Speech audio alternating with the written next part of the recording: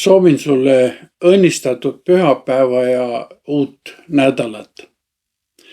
Täna on meie ees üks kõige põletavam küsimus, mida inimesed ikka jälle Jumalaga seoses küsivad. Ja see tekib meis siis, kui näeme oma ümber kurjust ja ebaõiglust ja tahtmatult tekib probleem. Jumal, kui sa oled hea ja kõik võimas, miks sa siis ei tee kurjusele siin ja praegu lõppu? Miks sa ei uuri seda kohe välja? Samas ütlevad mõned, et head ja kurja polegi olemas, kõik olevat suhteline, moraal on vaid sotsiaalne konstruktsioon, kuid sügavas sisemuses teame, et see nii ei ole. Hea ja kurja on ikkagi reaalsest olemas, aga miks nad peavad just siin ja praegu meie elu siis rikkuma, need kurjad asjad? Kuulakem, kuidas vastas Jeesus sellele. Me loeme sellest Mattiuse evangeeliumis 13. peatükis 24. kuni 30. salmini ja siis 36. kuni 43. salmini. Jeesus kõneles neile veel teise tähendamissõna. Taevariik on inimese sarnane, kes külvas oma põllule head seemet. Aga inimeste magades tuli ta vaenlane ja külvas raiheina nisu sekka ning läks minema. Kui nüüd oras tärkas ja loom hakkas, tuli ka raihein nähtavale. Peremehe sulased astusid ta juurde ja ütlesid talle: Isand, eks sa külvanud head seemet oma põllule, kust nüüd tuleb sinna raihein? Tema lausus neile: see on vihamehe töö. Siis küsisid sulased temalt: kas sa tahad, et me läheme ning selle kokku korjame? Ei, vastas tema, sest muidu te kisuksite raiheina korjates üles ka nisu. Laske mõlemaid ühtmoodi kasvada lõikuseni ja lõikuse ajal ma ütlen lõikajaile: koguge esmalt raihein ja siduge kimpu põletamiseks. Nisu aga pange kokku maita. Siis laskis Jeesus rahvahulgad ära minna ja tuli koju. Ja ta jüngrid astusid ta juurde ning ütlesid: seleta meile tähendamissõna raiheinast. Ja tema kostis: hea seemne külvaja on inimese poeg. Põld on maailm, hea seeme kuningriigi pojad, raiheinad aga kurjapojad. Ent vihamees, kes neid külvab, on kurat. Lõikus on ajastu lõpp, lõikad on inglid. Nii nagu nüüd raiheinad korjatakse ja tulega ära põletatakse, nõnda on ka selle ajastu lõpul. Inimese poeg läkitab oma inglid ja need korjavad tema kuningriigist kõik pahanduse ja ülekohtu tegijad ja viskavad nad tuleahju. Seal on ulgumine ja hammaste kiristamine. Siis säravad õiged nagu päike oma isa kuningriigis. Kel kõrvad on, kuulgu, see kuulgu. See on Jumala sõna ja püha evangeelium.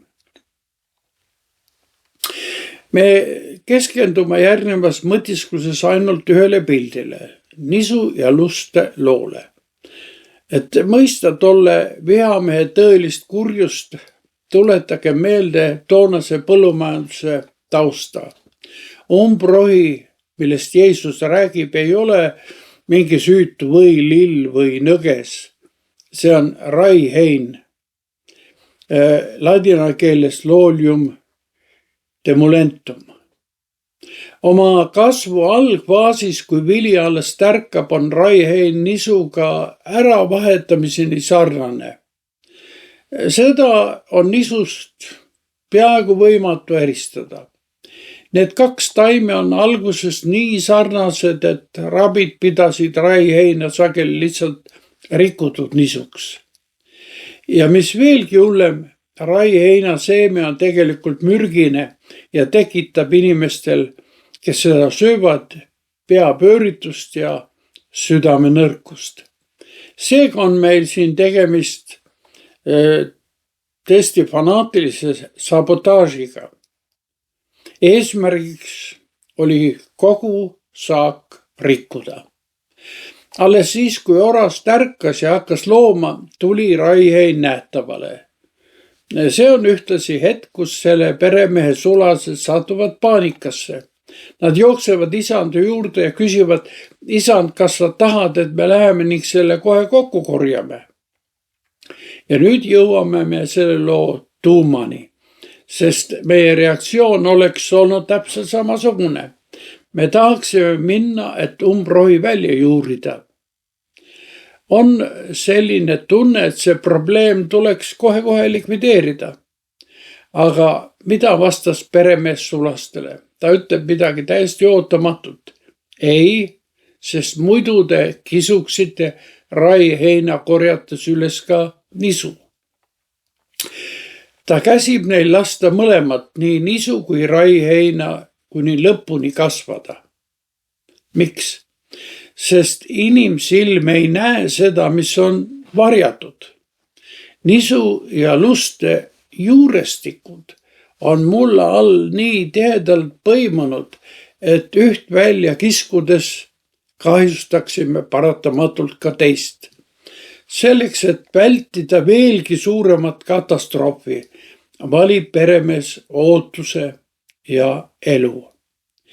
Jeesus ise selgitab seda lugu oma õpilastele öeldes, et hea seemnekülvaja on tema ise, hea seeme on kuningriigi lapsed ja raiheinad on kurjapojad.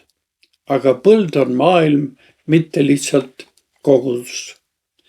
Niisiis, kui me inimestena üritame selles maailmas mängida Jumalat ja hakkame pimesi kurjust välja juurima, teeksime me meeletult kahju. Kandes selle pildi tänasesse ühiskonda peame ütlema, et kui me püüaksime ühiskonda hoida puhtana nii ainult oma isiklike hinnangute krampliku kontrolli ja eelarvamustega, siis muudame me selle elava põllu surmaväljaks. Seda on inimkond kogenud kõigi sotsiaalsete utoopiate vägivaldse juurutamise aegadel. Me ei suuda eksimatult eristada, kes on kes. Tõeliselt kuri tuleb meie ellu alati headust imiteerides ja sageli ka headuse nimel võideldes. Kurja otsides, analüüsides, kohut mõistes, sildistades ja hukka mõistes juurime me paratamatult välja ka viljaka elu enda. See ei ole ainult ühiskonna probleem, see võib olla ka lähisuhete probleem.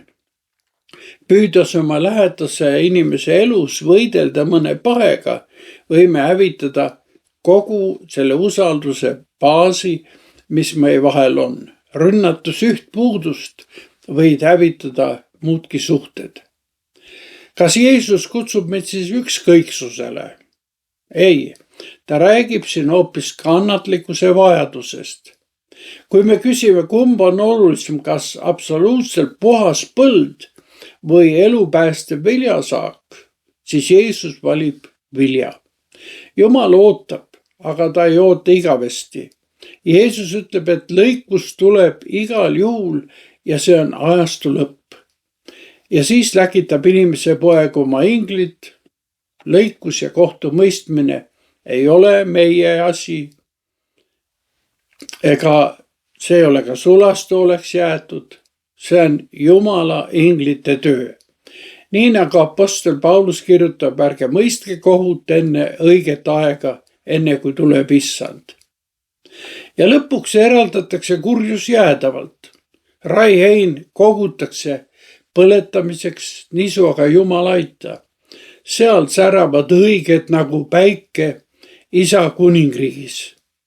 Aga senikaua, kui me elame selles segases maailmas, kus hea ja kuri kasvavad kõrvuti ja juurestik sageli isegi põimub, on meie ülesanne elada kannatlikkuses.